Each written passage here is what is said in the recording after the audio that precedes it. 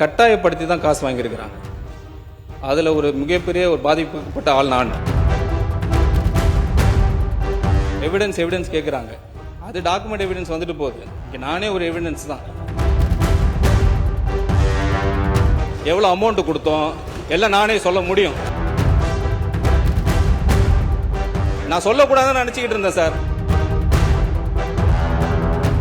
Super school, super campus, அருமையான திட்டம்.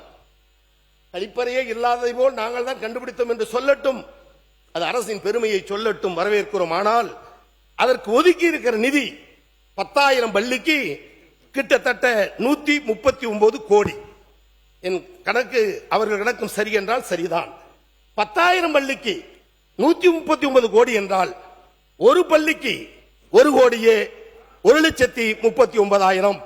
ஒரு வருடத்திற்கு 1,39,000 என்று சொன்னால் ஒரு மாதத்திற்கு வெறும் 11,300.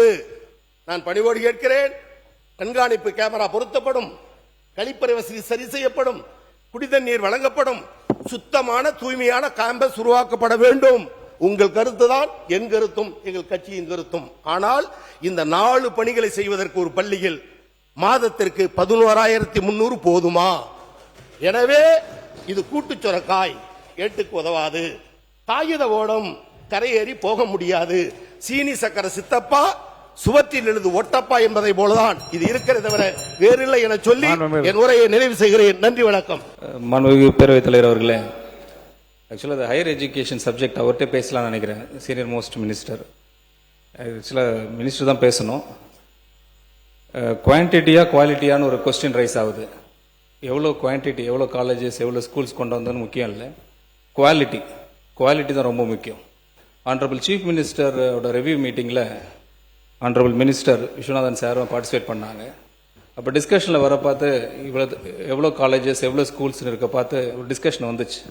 நம்மளும் ஒரு காலேஜ் நடத்தியிருக்கோம், நிறைய மினிஸ்டர்ஸ், ஃபார்மர் மினிஸ்டர்ஸ் இருக்காங்க, அவங்களும் காலேஜ் வச்சுருக்கிறாங்க. குவாலிட்டி எப்படி ரைஸ் பண்ணணும்னு அவங்களுக்கே தெரிஞ்சிருக்கும். அதில் பார்த்தீங்கன்னா சர்டிஃபிகேஷன் சொல்லுவாங்க. ஒரு இன்ஸ்டிடியூஷன்ஸ், ஆர்ட்ஸ் காலேஜஸ், இப்போ government arts colleges, government engineering colleges நிறைய இருக்குது இல்லைங்களா? அதில் எவ்வளோ சர்டிஃபிகேஷன் வாங்கியிருக்காங்கன்னு ஒரு லிஸ்ட் எடுத்தோம்னா கடந்த ஒரு 30-40 ஆண்டுகளாக ஒன்றுமே கிடையாது. ஒரு IASO சர்டிஃபிகேஷன் கூட வாங்கலை, ஒரு NAAC certification, national assessment accreditation கவுன்சில்னு சொல்லுவாங்க, அதுவும் வாங்கலை, ஒரு NBA அக்ரெடிடேஷனும் வாங்கலை, ஒரு AA+ன்னுவாங்க, AA++ன்னுவாங்க, B+ன்னுவாங்க. எந்த சர்டிஃபிகேஷனே வாங்காமல் இவ்வளோ வருஷம் நம்ம காலேஜஸ் ரன் பண்ணிட்டு இருந்தோம்னா அங்கேருந்து எப்படி குவாலிட்டி வரும்? ஒரு குவான்டிட்டி மட்டும் தான் வெளியே வரும். அது அடிப்படையில் நம்ம எந்த முயற்சி எடுத்த மாதிரி தெரியல. அதுக்கு ப்ரைவேட் காலேஜஸ் பார்த்தீங்கன்னா அவங்க ஃபார் பெட்டராக பெர்ஃபார்ம் பண்ணிட்டு இருக்காங்க. அதனால தான் அங்கே கேம்பஸ் பிளேஸ்மெண்ட் போகிறாங்க.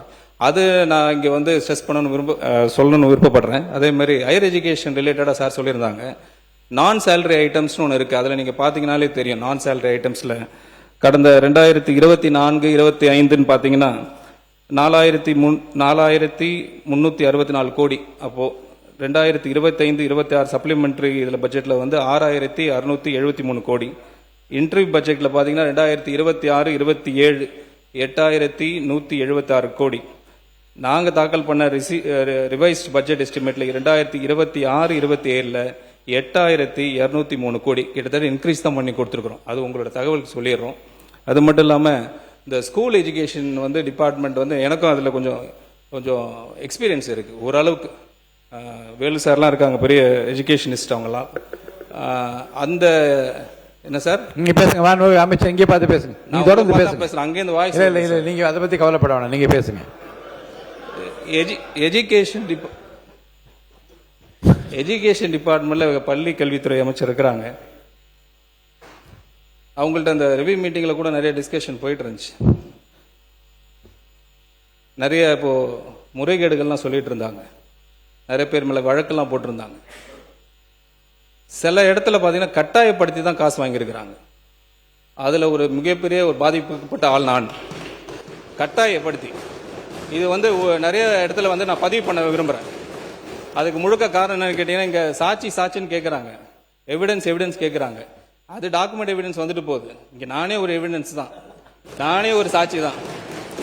ஃபார்மர் எஜுகேஷன் மினிஸ்டர் அவர் சபையில் இல்லை, அப்படி இருந்தால் சொல்லியிருக்கணும். பட் வேறு வழி கிடையாது. நான் டிஸ்க்ளோஸ் பண்ணக்கூடாதுன்னு நினச்சேன், அவர் வழி இல்லை. கடந்த 3 நாட்களாக இந்த சப்ஜெக்ட் எப்படி சுற்றிக்கிட்டே இருக்கு. இதுக்கு ஒரு முற்றுப்புள்ளி வச்சு ஆகணும். நாளைக்கு வேணா அவங்க கேஸ் போட்டுக்கிட்டோம், டிஃபமேஷன் கேஸ் போட்டுக்கிட்டோம், இல்லை என்கொயரி போட்டு நானே வரேன், டைரெக்டாக வந்து அவரை ஃபேஸ் பண்ணலாம். எந்த இடத்துல, எந்த டி நகரில், எந்த இடத்துல, குளோபல் அப்படின்னு ஒரு இடத்துல எவ்வளோ அமௌண்ட் கொடுத்தோம் எல்லாம் நானே சொல்ல முடியும், எல்லாரையும் சொல்ல முடியும், கிளியராக அமௌண்ட் சொல்ல முடியும். இதுதான் சாட்சி. நான் சொல்லக்கூடாதுன்னு நினச்சிக்கிட்டு இருந்தேன் சார், நான் சொல்லக்கூடாதுன்னு நினச்சிக்கிட்டு இருந்தேன். வேற வழியே கிடையாது. ஒரு கட்டத்துக்கு அப்புறம் மைனாரிட்டி இன்ஸ்டிடியூஷனுக்கு எவ்வளோ அமௌண்ட் வாங்குனீங்க, இது எல்லாம் நானும் சொல்ல முடியும்.